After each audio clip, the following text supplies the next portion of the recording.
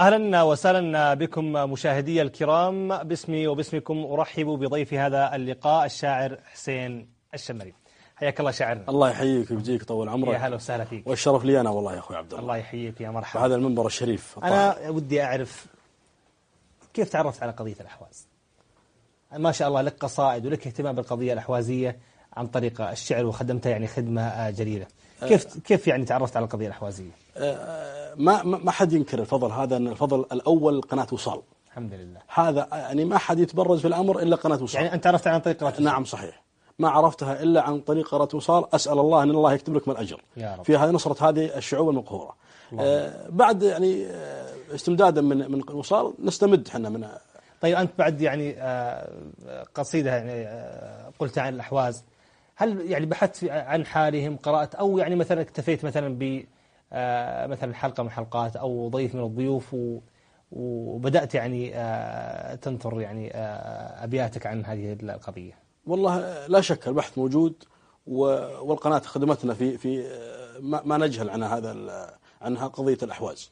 الله يبارك وغير الأحواز الشعوب المقهورة مثل البلوش مثل ما غيرهم يعني. الله يعطيك العافية ويبارك في جهودك، وأكيد أن المتابع والمشاهد يعني ينتظر يعني بعض ما لديك. الله يطول.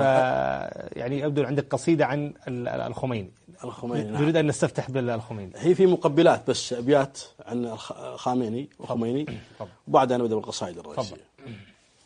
الخميني ذاب من قوة العذاب، سيد الأمجاد سلمان اصرعه، خامني والكذب من كذبه يهاب، خامني والكذب من كذبه يهاب، خامني والكذب من كذبه يهاب. أعوذ بالله من الشيطان الرجيم. يقول الخميني ذاب من قوة العذاب، سيد الأمجاد سلمان اصرعه، خامني والكذب من كذبه يهاب، كم غرير طاح بالدين اخدعه، لحية الدجال جمعها الخراب، الدجل والسحر بيديه ومعه، حلمه اللي ضاع بطراف السراب، نقطعه بالحزم يعني نقطعه. صح لسانك. صح لسانك. هذه مقبلات. الله يعطيك العافية. طول عمرك. الله يطول عمرك. بدنا ندخل في العميق. قصيدة الأحواز في قصائد واجد، ولكن في قصيدة قبل قصيدة العاصفة الحزم. نعم. فيها نصرة للأحواز، ولكن ببدأ بقصيدة الأحواز. يا ريت نسمع.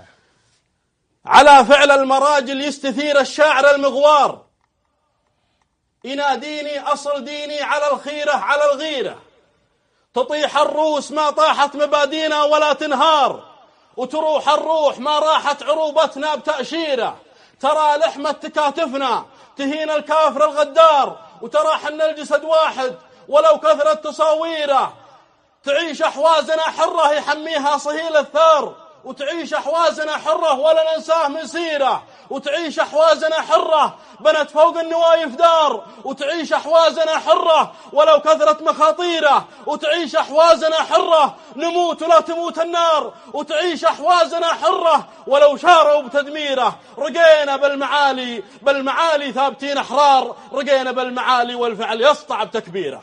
سلامتكم. صح لسانك ما شاء الله عليك. والله يوفق في نصرة هذه القضية وفي نصرة كل مضطهد وكل قضية من قضايا المسلمين. الله يجزاك خير. ذكرت يعني قلت عندي قصيدة قبل عاصفة الحزم، لديك قصيدة نعم. عن عاصفة الحزم؟ عن عاصفة الحزم فيها نصرة الأحواز. نعم. التفات القضية هذه يعني. طيب تفضل. زاد فضلك. أقول صب الحمم رز العلم عزنا بان، يخسى الصنم تفنى الغنم ما نهابه، منا الهمم نبقى قمم نقمع الجان، حن العزم أهل الحزم والمجابة، صاح اليمن سلمان سلمان سلمان سلمان سلمان السطر والصلابة، وقف أخو نوره من العز مليان قال احتزم بي وزهل اللي عثابه، عيب علي اللي تونيت يا فلان، حنها للعوجة في حول الذيابة، التايف ترزح على كل شيطان أهدافها الحوثي وذوقوا عذابه، الله لا يصلحك يا صوير حيران، بعت اليمن بعت العرب والقرابة، تحية ترجح على كل ميزان، تحية للجيش والعز جابه، تحية يطرب لها كل شفقان، للجندي اللي كل حي حكابه، حبة خشم للي تمزلح ولا لان، للطائرة والطائرة اللي رقابه، منهاجنا القرآن من فوق الأديان، جيش السعودي محتزم في كتابه، يا سيدي سلمان والفعل برهان، لا تصافح اللي سب جمع الصحابة، انصر هل الأحواز من قبضة إيران، وانصر هل البصرة وزدها صلابة، انصر هل الأحواز من قبضة إيران، وانصر هل البصرة وزدها صلابة، مع طاغية لبنان لا تروح لبنان، والشام يوم انه شكت من عذابه، الغرب يستضعف غرير وعميان، ولا انت مجدك فوق متن السحابة، حتام ماتت والسطر يقدح الآن، حنا انتصرنا والفعايل إجابة، صب الحمم رز العلم، عز نبان يخسى الصنم، تفنى الغنم ما نهر. صح لسانك، الله يبيض وجهك. وجهك أبيض الله.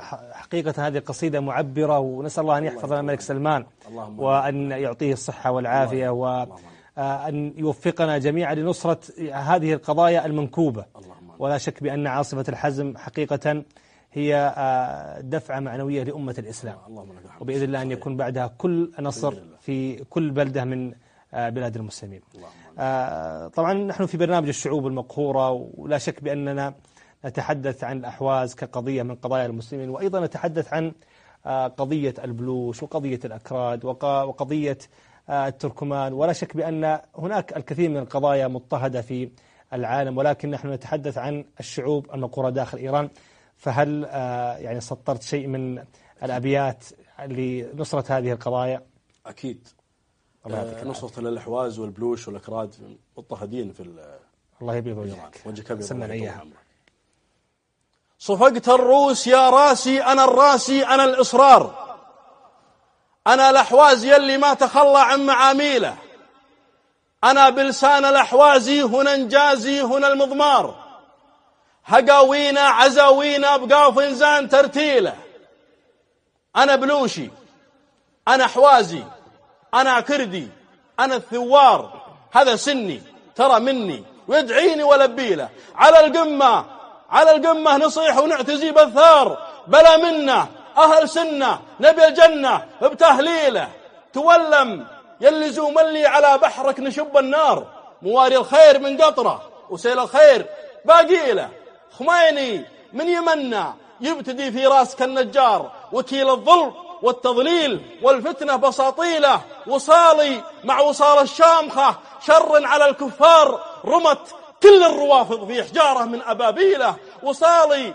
مع وصال الشامخة شر على الكفار، رمت كل الروافض في حجارة من أبابيله، على عبد الله المدح الجزيل الوافي المغوار، صمت ذاك الشموخ الشامخ اللي زاد حبيله. ما عليك زود، الله يعطيك العافية. وكل ما نعمله حقيقة لم نعمل شيء، يعني كل ما نعمله وسائل لنصرة مثل هذه القضايا. الله ينصرك وينصرك. الله يعطيك العافية. طبعا لابد بأن لديك يعني مثلا قصائد تحضر لها. أكيد. يعني وش الأشياء اللي ممكن تعيدنا فيها في الفترات القادمة؟ بإذن الله الشيء المفاجئ غير المتوقع. طيب. نصرة الشعوب المقهورة مستمرين، الله يبارك فيك. وإلى الأمام، وراح تسمعون الشيء إن شاء الله الكثير والكثير بإذن الله. الله يبارك فيك. طيب يعني مثل هذه القصائد، يعني أكيد بأنك وجدت لقصيدة من قصائد يعني أثر كبير وتفاعل كبير. صحيح. وش القصيدة اللي وجدت لها أثر كبير؟ يعني كل صراحة والله العلي العظيم لم أجد من قصائدي كل القصائد هذه إلا قصيدة الأحواز الأولى، ما شاء الله، لها أثر سبحان الله. يعني تحس إنها كنها اليوم، كنها قبل ساعة مقيولة، كنها منشورة قبل أمس، سبحان الله. يعني بكل فترة عن طريق التواصل الاجتماعي بتويتر، وعن طريق يعني عن طريق الأحوازيين وغير الأحوازيين، هناك ناس يعني مسؤولين في البلد يعني ينشرونها بشكل مستمر. ما شاء الله. هذا فضل من الله سبحانه وتعالى وتوفيق، والشيء لله يبقى إن شاء الله. في العادة بعض القصائد يعني تنشد، أو بعضها يعني يعملوا لها شيلات، يعني كما يقال، أو عند بعض الشعوب يعني عندهم الشيلات هذه يعني معروفة ومشهورة ومحببة للنفس. هل يعني أحد أنشد قصيدتك عن الأحواز؟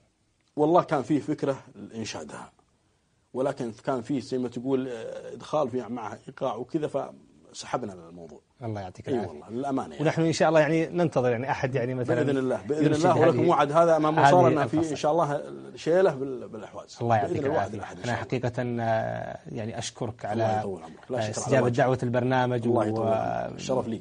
الأحوازيين والمتابع القضية الأحوازية يفرح بمثل هذه القصائد ويفرح بكل من يناصر قضايا المسلمين ومنها هذه القضايا. ويستاهلون أكثر رغم أن التناسي كان منا في الفترات الماضية، ولكن إن شاء الله يستاهلون ما هو أكثر من قصيد إن شاء الله. الله يعطيك العافية. أنا أشكرك شكرا جزيلا. إن شاء الله مثل ما تنصرون الشعوب وإياك إن شاء الله. مشاهدي الكرام فاصل قصير ثم أعود إليكم. ويظل في الأحوال